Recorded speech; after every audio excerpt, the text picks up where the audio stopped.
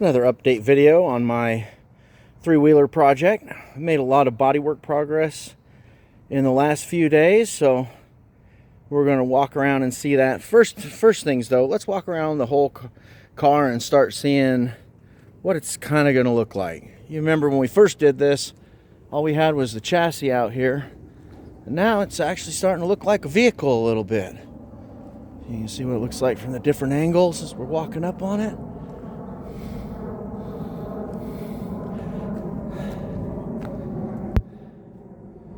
Side there, and then this is some of the new work coming around the back, and we'll look at it in more detail in a minute here. You start getting a sense of what the footprint's going to look like. Walk up on it a little bit here, see what it's going to look like from above. I'm just going to walk over the whole vehicle here.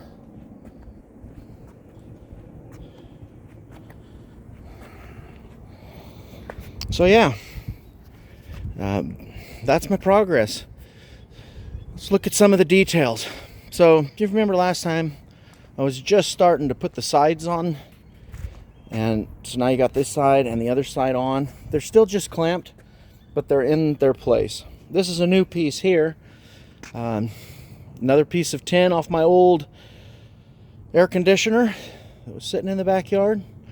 And I cut it to fit that radius there. And here's the fun thing, and sometimes you're like, how does this even work out? But that's a piece I trimmed off one of these side pieces. It's the full length of the height of the air conditioner that I had, and when I wrapped it around there, no kidding, if you look how close it is to exactly the same length as that part, as that hood where it's trimmed, it is exactly the length. It was just unbelievable. It made me chuckle a little bit. Coming around to the back here, this is a new back piece that you have not seen before. I had a different one that I had built on there that I thought was going to be the one, but I just couldn't love it. So I built another one, and this time, see up here, I just put some of this primer on today, but basically, I cut that in 5 places and then bent it in like that and then welded it. And I'm not a great welder, but I welded it so it was all nice and solid, and then took some epoxy and went over the welding, and then over that, and I just sanded it until it was pretty smooth, and then I put the primer coat on it so it doesn't rust. There'll probably be some more to happen to that, but you can kind of see how the rear end's going to be for the shape of the vehicle now. And that will be the permanent solution. The way that I attach it might change a little bit. Right now I have it over that rear hood. It may go under it at some point. I've got to try that still. I haven't decided. Otherwise, I'll have a piece of trim that goes over it. This car is going to get painted to have a matte finish that's going to look like the American version of the Spitfire that America purchased from Britain during World War II. So it'll be kind of a light blue, white gray, kind of a patchy matte finish, camouflage, almost the same color as that 1940 Ford hood actually. So that kind of gives you a vibe of what it's going to kind of be like. So I'm not worried about touching stuff up too much. I intend to keep it kind of rough. I want it to look like it actually is from the 1930s or 20s. I'm intentionally not trying to finish parts so that they look like they're brand new. I'm intentionally building it out of junk from the backyard so that it will have that vibe, have that feel to it. It's all sitting on a 1975 Triumph Spitfire chassis, so that was a little 2-seater sports car. I bought it as a barn find, and all I used from it is the chassis. I removed the rear end and put the rear end from a Moto Guzzi Breva 1100 motorcycle. That's also where I got this V-twin engine in the front. That's a Moto Guzzi 1100. Put on Model A wheels instead of the Triumph wheels. And I also changed for Polaris A-arms so that this could be wide.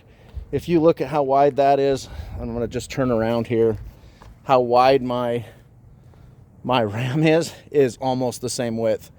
You have to do that because a three-wheeler gets its stability from the ratio between how wide it is in the front, between the two front wheels, to how long the wheelbase is between the front wheels and the back wheels. And in order to get a ratio that would be stable and also fit this chassis, I had to go with that. And so that's, I want to say 72 inches wide at the front, and then it's got a 93-inch wheelbase, I believe, off the top of my head. But it's only slightly longer and slightly wider than the current Super 3 made by Morgan. So just a tiny bit bigger. I guess the joke is everything's bigger in America, right? Let's just kind of come up on it and see what it's going to look like from the cockpit. So I'm just going to set your camera in right about where head height is. So you see the windshield's going to give good amount of clearance. Down there you'll have your foot pedals, steering wheel, which has the electric tilt steering and telescoping steering, so you'll be able to bring that steering wheel right into position. It'll also have an electric foot pedal that'll move back and forth, but I haven't completed that yet. This windshield, that's off of a Volkswagen Bug. I hand cut those and then grinded the edges. If I can get it to come into focus there. It's hard to get it to there you go. You can see where I grind that, and it's got the two panes with the plastic in between. And that's important for safety. You know, I thought about putting plexiglass on there at one point because I was struggling. I cut two windshields that failed before I got that one to work, and I started thinking about plastic. But, you know, when you're building something that's supposed to look like it's from the 20s and 30s, plastic just doesn't get the job done. This seat that's in here, that's temporary, but it is give you a feel for what the final seat's going to be like. I'm still a little bit undecided on whether to custom build a bench seat in there similar to some of the old Morgan style, or to put in bucket seats. Bucket seats are expensive, but there's a part of me that thinks buying a bucket seat that may have the seatbelt system built into it might be a good safety move, building a custom homemade car for the first time, just from that safety aspect. But even if I build the seats myself, I'll be putting in seat belts and making sure that everything is very safe. So next steps is get this door enclosed here. This needs to get closed up. I don't think there'll be a door, but I haven't totally decided. You know, I'm 51 years old and I want to use this for many years to come. I don't want this work to go to waste, so part of me is thinking about putting just a little bit of a door in there that lets me get in and out without having to climb. I can now, but I don't know that I'll always be able to. Same thing for my wife, that she'd be able to get in on the other side more easily. But like I say, that jury's still out because part of me doesn't want doors. But yeah, sometimes necessity comes into play with all those things. Leave a comment if you have an opinion about that, or a way you've seen it done well. Still haven't decided on putting a roll bar on the back there. If you remember in the early videos, I had some Miata roll bars back there, but they just didn't fit the historical aspect, so I got rid of them. But still got to think about safety. I haven't decided for sure.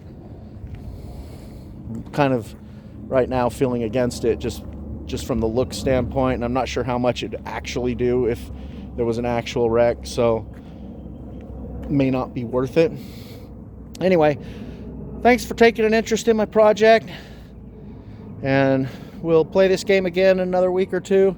I'm in Phoenix. It's 110 degrees outside today. That's why I waited right till, you can see sunset, wait till right at the last minute to do this video.